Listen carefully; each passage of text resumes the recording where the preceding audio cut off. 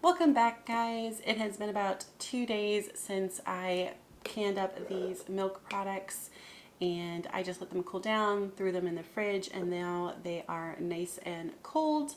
I have some glasses here as well as the original milk and cream to do a taste comparison between the two, and I think we're going to start off with this milk here.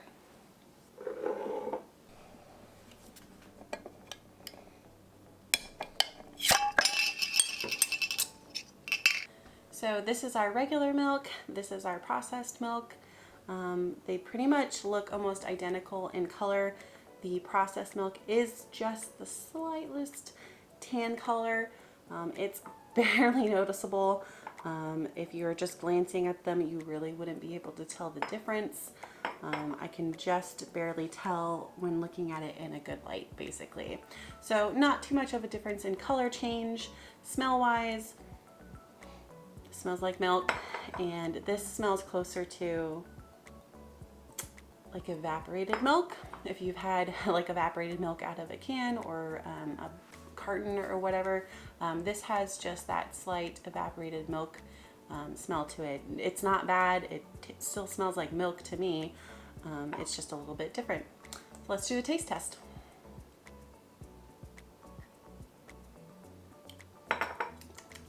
Milk. I like milk, so.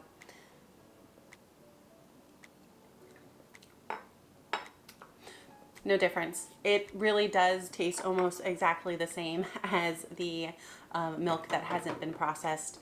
There's no aftertaste. There's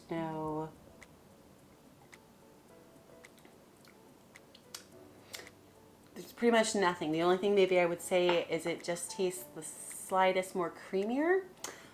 I don't know if that's just something that from the processing, it kind of evaporates down, so it has like a creamier quality to it. But I would say it's 100% a substitute for regular milk. Obviously, these have not been sitting for a long time on the shelves, so this is almost, I mean, it's only 2 days old, so there's not been a lot of time for it to develop. I am going to be saving the rest of these jars and doing checkups at like 1 month, 6 months, and 1 year. That's why I did 4 jars total, because I kind of wanted to give myself a really broad range of dates to try it out to see if it would last for the full year and just keep an eye on it basically. But I would say if it does keep for a year or more, this would be a really good way to keep your milk. Yeah, it 100% tastes the same. So that's good to know and interesting. We're going to move on to the cream now. This has kind of the same idea. I might need to shake this up a little bit. I did shake the milk up as well before I tried it. But I didn't really notice any huge layers of fat or anything like that sitting on top, so I wasn't too worried about it. Color-wise, the same thing as the milk. To the casual glance, I don't think you would necessarily notice it being just the slightest more tan on the processed side. I mean, even with cream itself usually has almost a slightly tan color, so I'm not seeing any major differences between the two at all. This is our regular unprocessed, this is our processed here. And obviously I'm not just going to straight up drink cream, but cream.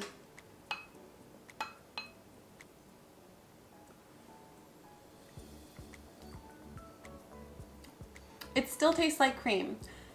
There is a slight note of something, and I can't quite put it into words, other than it almost is like grassier. Like, yeah, I feel like it tastes a little more of grass. Not in a bad way necessarily, but I feel like whatever those earthy, kind of sweet, earthy flavors that they talk about cream kind of having when it's fresh have just come forward a little bit in the tasting profile here. And it's not by a lot. It's certainly not inedible. It's certainly not bad. I don't think you would really notice if you were using it in a dish. I don't think you would even notice it really if you were using it for whipping cream with a slight sugaring to it. It's not an off taste. It's not a bad taste or anything like that. It just has a slightly stronger note to it. I would totally be fine with using this in regular everyday life. I would consider it an excellent substitute for straight fresh cream, and it would certainly, if it lasts, it would be certainly something nice to keep on the shelves. I do have a second can over here. Again, I am going to keep that on the shelf for several months just to see what happens and figure out if this is something that I might want to use in the future.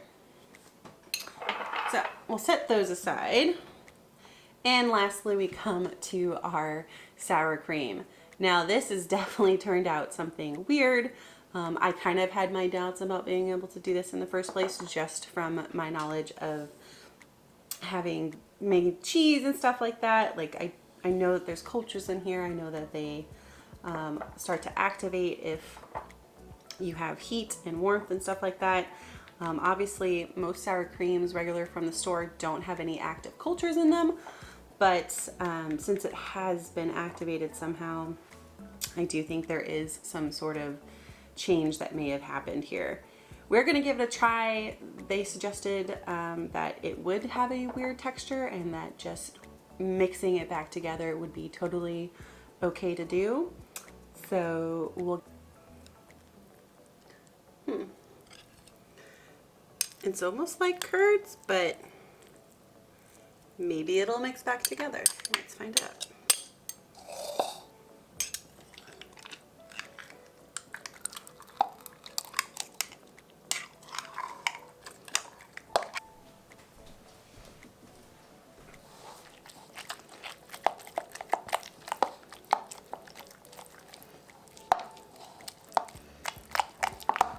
This is our regular, this is our processed sour cream. Again, very little difference in actual color change.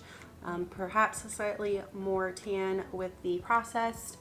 And the biggest difference is the actual texture. The processed obviously split, and getting it back together was not the easiest process. It is still a little bit chunky, and it's just not quite the same texture. The regular unprocessed has kind of a firmness to it. It holds its shape a little bit. You can kind of pile it up. And this is definitely a sort of just more liquid consistency. It's going to be a little bit different. So I would be wary of using the processed in recipes where it might make a difference as far as the texture goes. Kind of the stiffness of sour cream can change some in baking like recipes and stuff like that. So that's where my main concern would be as far as the texture goes. Taste wise, let's find out.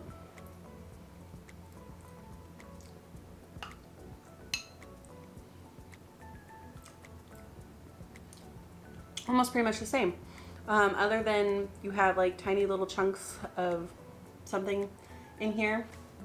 The overall flavor is very similar to the regular sour cream. It's actually a little bit sweeter, not so much tang.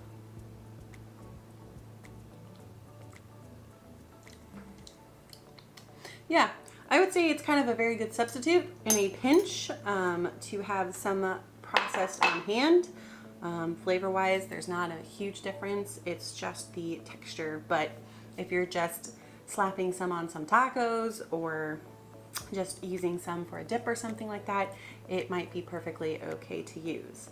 This I did not make a bunch of extra for. I'm probably going to do some more research to see if anyone can suggest a better way to do it. This was, I think, just a one-off suggestion because I happen to have sour cream on hand and I wanted to try it out. But I might look into it more to see if there's a different way to process it compared to everything else that will give you a smoother consistency. As far as my butter goes, it turned out fine. I shook it periodically and got it cooled down in the fridge. It looks pretty much the same as regular butter. It's got a little bit of a deposit on the bottom from the fat solids, but other than that, it looks like it reincorporated pretty well. I think it would be perfectly fine to use in baking and cooking. I'm not really worried about that. Preserving fats, lard and butter and stuff like that is much more universal kind of in the canning world. People do it a lot more often than perhaps the dairy products. So I'm not going to open it up and try it. I'll just use it the next time that I need to have some butter up in the fridge. Well, that's it for today, guys. We are done with our little taste testing and experiment with processing milk products. I hope you found this interesting. I hope it gave you some further information about how the originals compare to the processed. If you're interested in doing something like this, I would definitely do some research into it. Obviously, it is not the approved canning as far as USDA guidelines go, but I will leave the links to the websites that I have visited and what they say about it and what information they have about it. If you like videos like this, please let me know by liking and subscribing, and I will see you guys next time.